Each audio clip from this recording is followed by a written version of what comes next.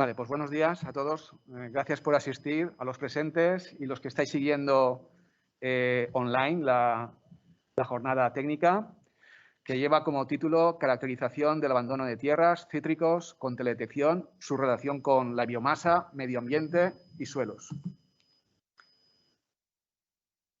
Antes de comenzar, esta jornada técnica está asociada, relacionada con la jornada de difusión de los resultados del proyecto de investigación Abandono de tierras, utilizando diferentes técnicas de teledetección, financiado por la Consellería de Innovación, Universidades, Ciencia y Sociedad Digital de la Generalitat Valenciana, en el marco de las subvenciones para grupos de investigación consolidables. Esta jornada técnica se ha estructurado en 4 partes relacionadas con diferentes aspectos y objetivos del proyecto de investigación. ¿Vale? La primera charla, serán 4 charlas de 20 minutos aproximadamente, tras las cuales habrá un turno de preguntas, o si tienen alguna pregunta. La primera de ellas lleva por título Utilización de información espectral y nubes de puntos 3D para la determinación de parcelas abandonadas de cítricos. Caso de estudio, la franja litoral de Gandía Sur a Oliva, zona costera. Esta charla será impartida por la persona que les habla. Mi nombre es Javier Estornell, pertenezco al grupo de investigación Cartografía Geoambiental y Teledetección de la Universidad Politécnica de Valencia. Y bueno, también soy docente en este campus de Gandía, donde imparto asignaturas relacionadas con la geomática, asignaturas como teledetección, sistemas de información geográfica y cartografía. En titulaciones como Ciencias Ambientales y el máster universitario en Evaluación y Seguimiento Ambiental de Ecosistemas Marinos y Costeros. Entre las áreas de investigación a las que me dedico está la aplicación de la teledetección en temas, en ámbitos diferentes como la agricultura, ámbito forestal y también zonas húmedas costeras. Después de esta charla, la siguiente charla será ya por título Aprovechamiento de la biomasa procedente de la renovación de plantaciones de árboles frutales. El profesor que la impartirá es doctor Borja Velázquez Martí, ingeniero agrónomo y catedrático de universidad. Enseña energías renovables y bioenergía. Es el actual director del Departamento de Ingeniería Rural y Alimentaria de la Universidad Politécnica de Valencia y su trabajo de investigación se centra en la cuantificación, logística y gestión de biomasa para energía, así como instalaciones de aprovechamiento energético. Actualmente es coordinador de la red Iberomasa de Ciencia y Tecnología para el Desarrollo CITED, en la que participan más de 19 países con más de 160 investigadores.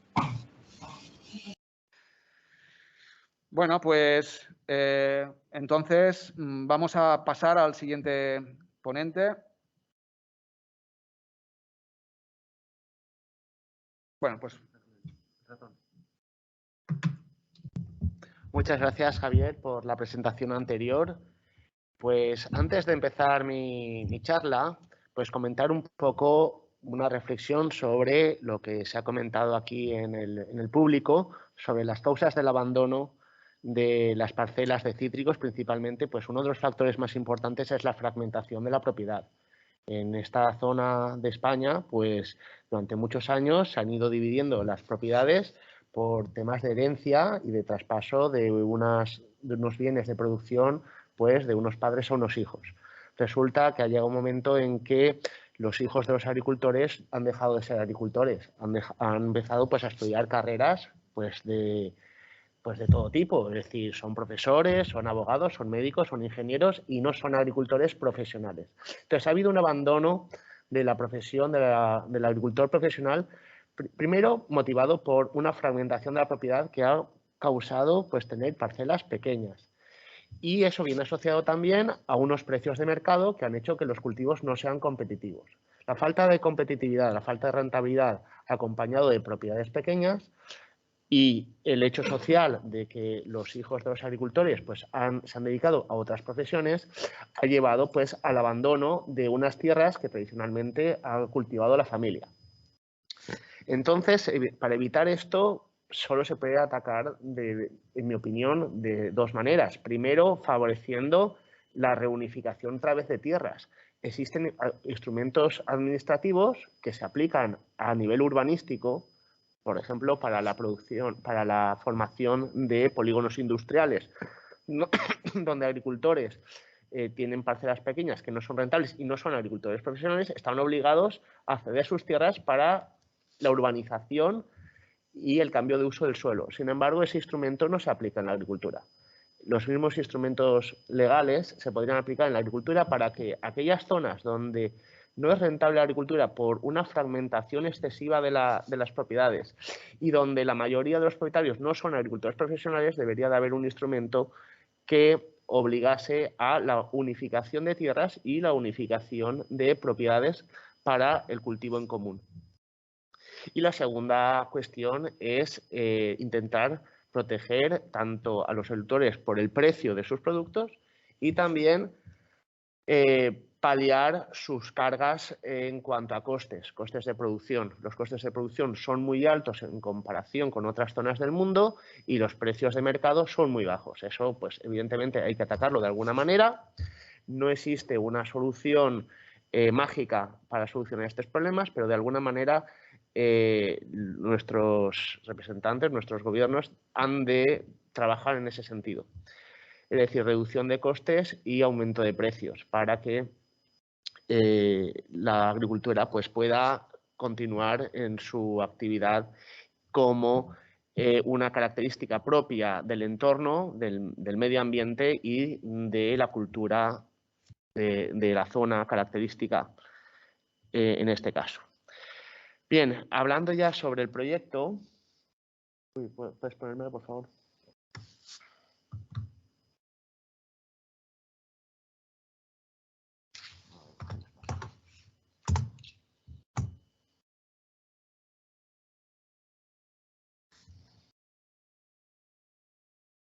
Bueno, pues los objetivos de nuestro trabajo, principalmente a nivel general, ha sido, como ha dicho Javier, la identificación y detección de parcelas. Javier nos ha hablado de un conjunto de técnicas muy diversas que han sido probadas para poder identificarlas sin necesidad, pues, de ir al campo y verificarlo expresamente, y en eso es en lo que se ha trabajado. La segunda parte, que es el segundo objetivo, es el que voy a hablar yo más extensamente, es la caracterización de la biomasa, es decir, la materia orgánica que existe ahí en esas parcelas y la evolución del suelo, que hablarán mis compañeros. Entonces, bueno, pues centrándonos en lo que es la biomasa, pues es la materia orgánica que evidentemente no fosilizada, originada por un proceso biológico que podría haber sido espontáneo o provocado, y supone una fuente que puede usarse para energía, pero también puede tener otros usos. Es decir, los usos tradicionales de la biomasa, como sabéis, pueden ser la alimentación, la industria maderera, la construcción, la industria farmacéutica, la industria cosmética, la industria textil.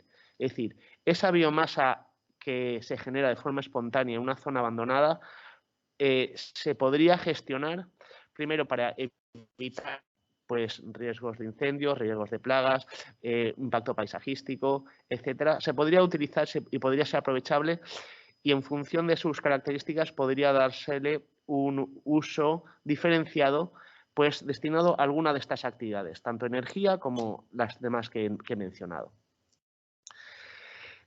Destacar que de la biomasa que estamos hablando es una biomasa de segunda generación, es decir, diferenciamos entre biomasa de primera generación, aquella que se obtiene a través de un cultivo explícito cuya finalidad es la obtención de esa materia prima, y la segunda generación, la biomasa de segunda generación, es aquella biomasa que se obtiene pues, de un subproducto de otra actividad principal. En este caso, pues es una biomasa residual que pues, surge del abandono o el cese de la actividad agrícola en esa parcela. No obstante, las técnicas que hemos utilizado para cuantificar esa biomasa las podemos aplicar para obtención de recursos en distintas circunstancias. La primera es pues, el final de la vida útil de un árbol. Sabemos que un árbol frutal, pues dependiendo de la especie, tiene un fin de su vida útil, de su vida productiva o de su rentabilidad desde el punto de vista agrícola, que está comprendido entre 15 y 25 años. Y ahí, después de ese tiempo, pues realmente esos árboles hay que arrancarlos y sustituirlos por otros. Entonces, esa biomasa que se obtiene después del arranque, pues podría ser aprovechada desde el punto de vista industrial o energético. Lo mismo ocurre cuando pues, un agricultor, por cuestiones comerciales, decide cambiar su variedad de cultivo, o existe un cambio del uso del suelo, o efectivamente se produce el abandono del cultivo por falta de rentabilidad por las causas que hemos mencionado anteriormente. Entonces, los efectos esperables en los cítricos que influyen en la teledetección con todas las tecnologías que nos ha explicado Javier, pues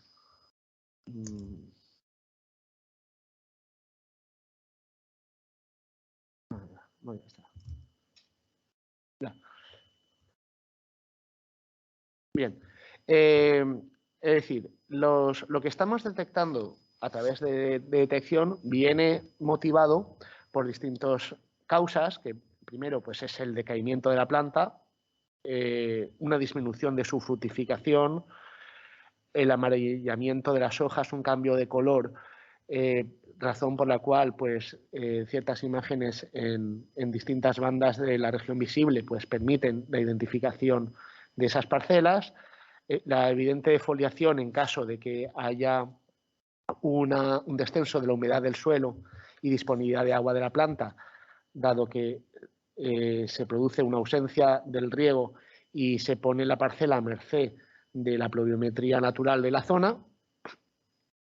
Por eso se produce, junto con la defoliación, una desecación y también la proliferación de malezas que van a provocar un cambio de color, un cambio de reflectividad, de reflectancia en las distintas bandas de las que nos ha estado hablando Javier. Por decir pues, datos así globales, en las parcelas donde hemos trabajado pues, hemos visto una proliferación de estas especies, juncia, el sorghum alepense, la verdolaga, la conia, el amaranthus. Son parcelas invasivas, son malezas invasivas que provocan un cambio de color en las parcelas. Por tanto, las primeras conclusiones son que la detección, que la aplicación de las tecnologías que nos ha explicado Javier, pues nos permite determinar una detección de una variación de humedad de la hoja como indicativo del grado evolutivo en el abandono y, por otro, pues como he dicho, el cambio de color de la parcela a causa de las malas hierbas. Bueno, esto pues sería los casos extremos en los cuales vemos ejemplos de árboles que han sido fruto pues, de una desecación progresiva a causa del abandono. Vemos aquí otra imagen pues, donde, aparte del deterioro visible del árbol, pues también vemos una proliferación de las hierbas que hay sobre el mismo y en la parcela. Bien, esto va a estar influido por múltiples factores, como es pues, la proximidad de la capa freática, el clima y los vientos de cada zona, el tiempo que haya transcurrido desde el abandono y el entorno, si se ha mantenido como productivo o no productivo. Es decir, no es lo mismo una parcela que todas las de alrededor también están abandonadas que otra parcela que al revés es la única abandonada alrededor de otras que siguen en producción. Bien, en cuanto a la cuantificación de biomasa, pues hemos trabajado tanto en la cuantificación de biomasa arbórea como biomasa herbácea y hemos trabajado con dos tipos de métodos. Son los métodos destructivos y los métodos no destructivos. Los métodos destructivos pues, consisten básicamente en arrancar el árbol y pesar los residuos generados.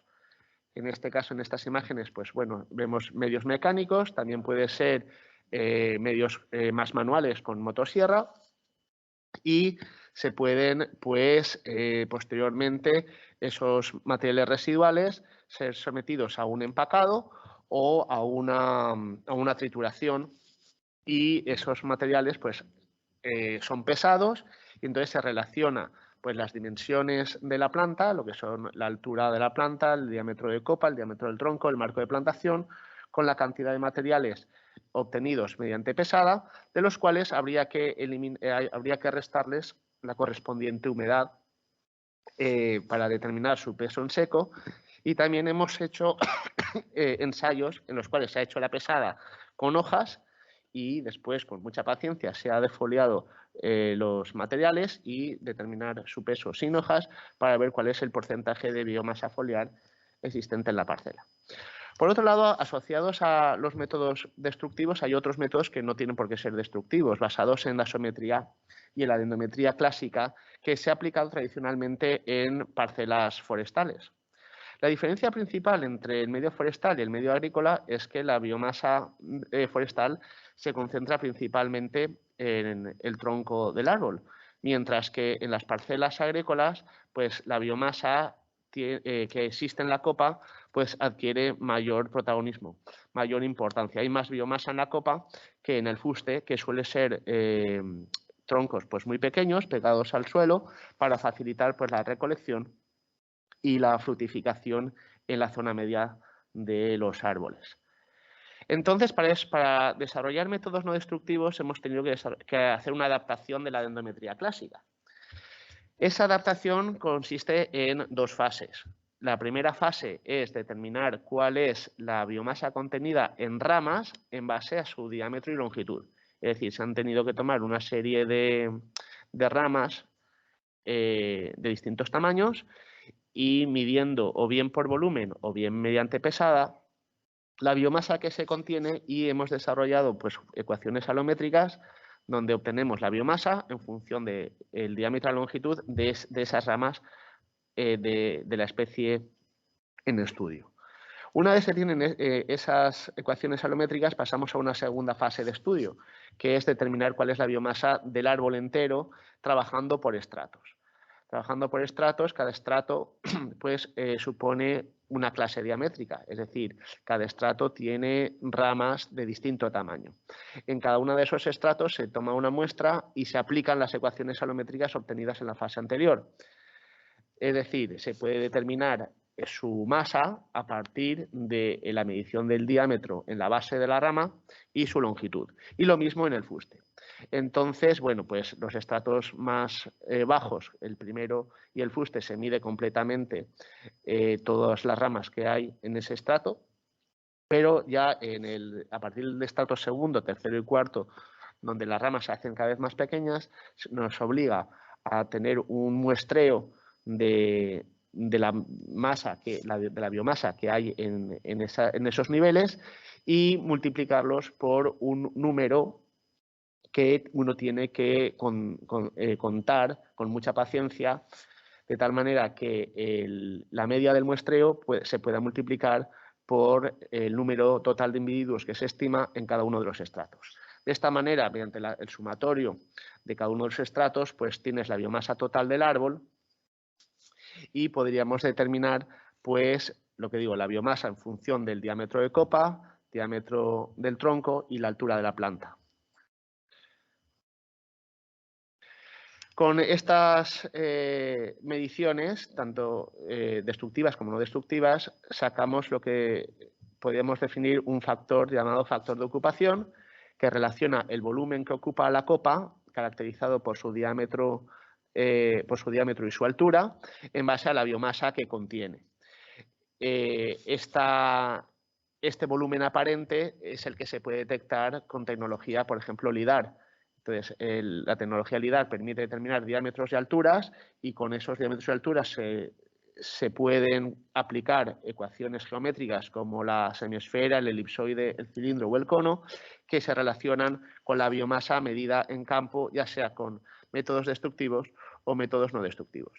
Lo mismo con la vegetación arbustiva. La vegetación arbustiva es más fácil en cuanto que se puede hacer un desbroce, pero el objetivo es determinar la relación que hay entre la masa que tiene la biomasa arbustiva junto con el volumen que se pueda detectar a través de tecnología LIDAR.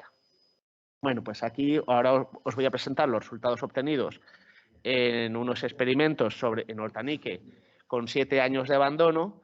Y entonces, bueno, pues los resultados son los que ven en la pantalla. Es decir, pues los árboles medidos pues tendrían un diámetro promedio del tronco de 20 centímetros, un diámetro de copa promedio de 3,5 metros, una altura de 3 metros con 28 y el dosel cerca de los 3 metros.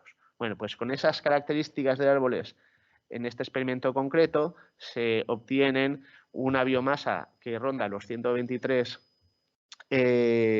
kilos en peso húmedo. En peso seco obtenemos 86 kilos, que supone una humedad media de un 30% aproximadamente.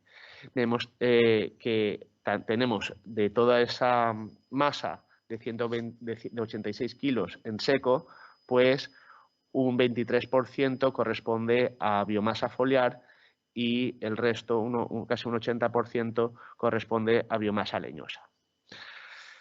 Bien, con estos datos, pues también hemos analizado pues, modelos de regresión que intentan relacionar pues, el peso seco leñoso en base al diámetro del tronco o el diámetro de copa, con pues, coeficientes de determinación pues, más o menos aceptables, con unos errores pues, que pueden ver aquí en la pantalla.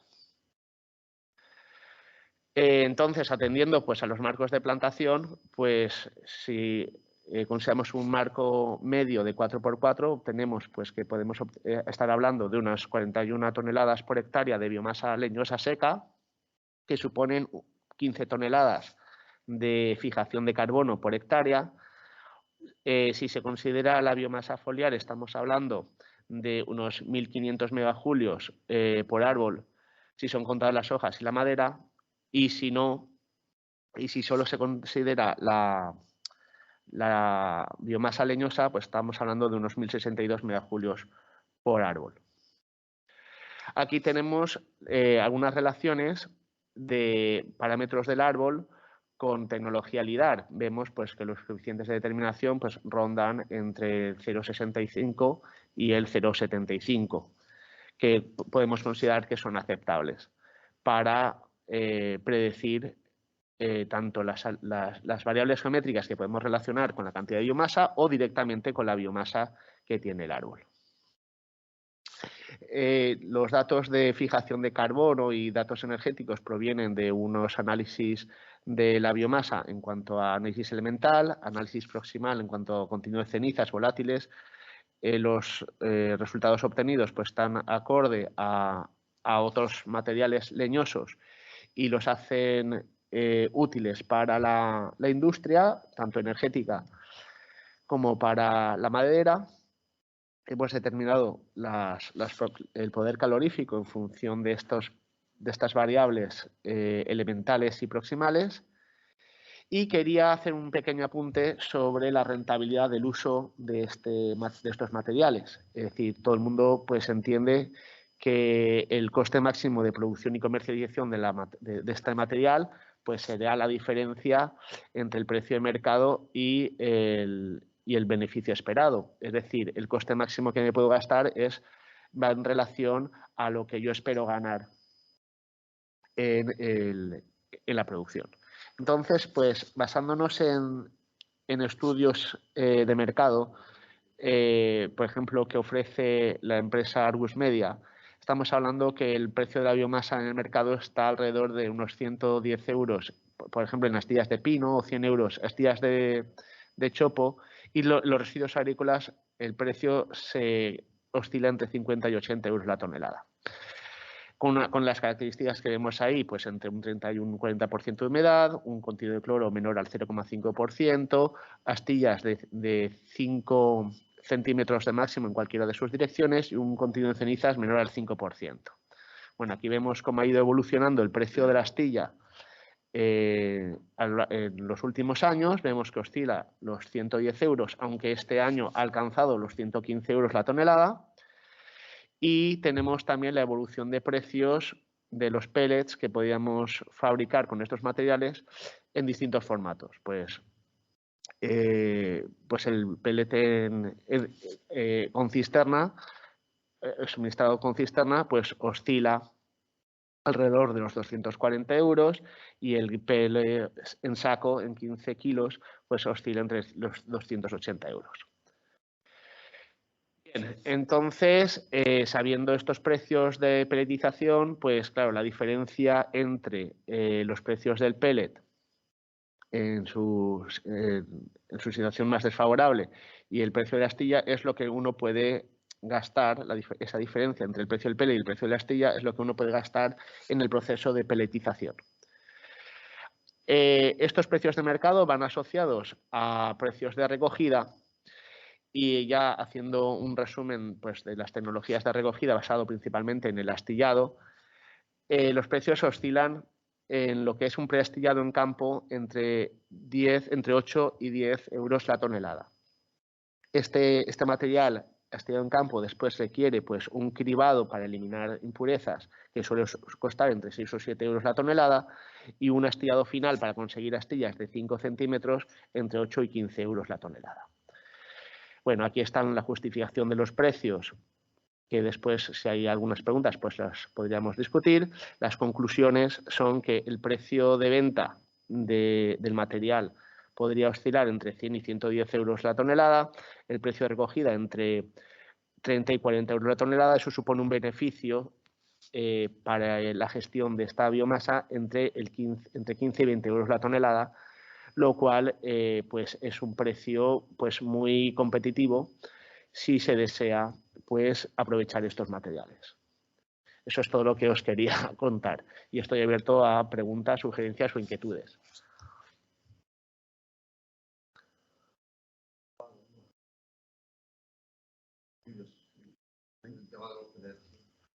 Sí. No tocamos mucho, nosotros como de cortar leña, dejarla secar a 6 meses y a la chimenea. Eso es lo más rápido vamos a hacer. Sí, pero ¿eso no supone ningún beneficio o sí económico? Ya. Vale.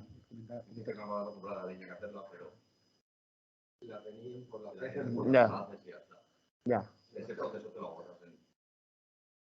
Bueno, como están, bueno, para los que nos están escuchando vía online, que no escuchan bien las preguntas del público, se está manifestando, bueno, pues que una de las opciones que más comunes se están haciendo ahora es simplemente cortar los árboles, se dejan como con un secado natural en la propia parcela y se va utilizando la leña a nivel particular, sin fines comerciales.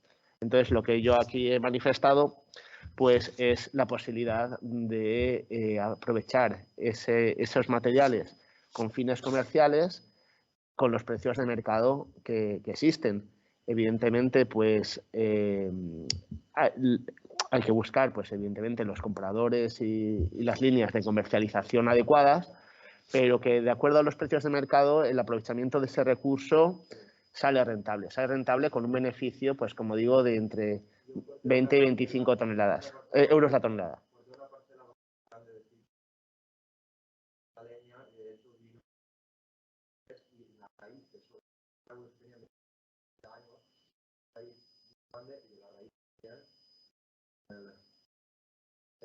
Claro. Pues eso es se está comentando de una experiencia que se tuvo en una parcela donde una vez arrancada la parte aérea del árbol, pues hubo empresas que le rentó levantar las raíces y limpiarlas, porque el uso de las raíces es más problemático y encarece muchísimo más el proceso, puesto que hay que limpiarlas de la fracción mineral que supone una ceniza indeseable. Era arena de playa. Ya, aún así.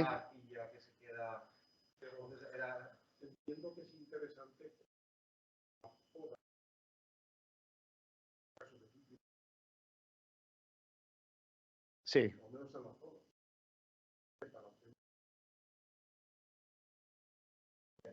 Yo veo que hay mucha dispersión, no hay métodos o herramientas que pongan en común para un esfuerzo. cada uno se busca la vida. Entonces llega un punto que los hombres de más edad pues, ni lo entienden. Pues, es interesante para el tema porque yo creo que hay una...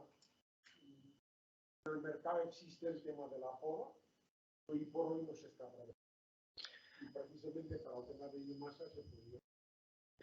Sí, de acuerdo a mi experiencia, lo están comentando. ¿Cómo? Bueno, la pregunta que han hecho es pues que resulta interesante pues esta alternativa, pero bueno, que el mercado no está exento de dificultades. Eso es lo que se ha comentado. Entonces, mi respuesta es que, de acuerdo a mi experiencia, pues aquí es un poco la pescadilla que se muerde la cola. Es decir, la gente no comercializa esos recursos porque no hay empresas que los compre y no hay empresas que los compre porque no hay nadie que los oferte. Entonces, ¿cuál es la solución? Es decir, evidentemente, es generar un mercado en una zona donde todavía no existe mercado. Entonces, para eso, evidentemente, hay que hacer un cambio de la matriz energética de sustitución de calderas que actualmente se utilizan combustibles fósiles convencionales, ya sea gasóleo, sea gasolina o sea gas. Se necesita promocionar el uso de la energía renovable como fuente de biomasa en el sector industrial principalmente. Pero si eso necesita un cierto incentivo por parte de la administración pública, la instalación de esas calderas junto con el incentivo debe estar asociado a una vinculación con productores agrícolas que gestionen la biomasa como su producto. Es decir, mi opinión es que la administración pública debería fomentar el uso de energías renovables ayudando a la implantación de calderas, pero vinculadas a contratos con productores que se comprometiesen a gestionar sus recursos biomásicos residuales, como complemento a la actividad agrícola tradicional, ya sean residuos de poda o, en este caso, pues gente que se dedica al arranque, renovación o poda de árboles, pues tuviesen un ingreso adicional, por tanto aumentaría su renta, pudiendo vender este recurso, pero claro, el mercado para poderse establecer necesita un impulso. Ese impulso viene por generar la necesidad y esa necesidad genera un servicio. Sería una manera de ayudar simultáneamente al medio ambiente porque estás fomentando energías renovables y también al agricultor, puesto que puede gestionar un recurso que hasta ahora pues, no lo estaba empleando más que para uso particular. Están comentando de que al final es un coste, ¿no? El tema de deshacerse de mezclarlo de las ramas. Es una forma productiva de no le gastar dinero con eso y hay una empresa que te lo recoge. Es un tema que al final lo que sí que está claro que es interés. Muy importante que está ahí. Porque al final es una forma de base que hay que hacer los principios. No obstante, sí que hay empresas que ya están, ya producen peles y, bueno, pues también hay que buscar sus... Sí, claro. Vamos a retomar un poco la jornada porque vamos un poquito con retrasos y luego si quedan unos minutos al final podemos ampliar un poco el debate, ¿vale? Entonces va ahora a realizar la charla la profesora Maite Sebastián.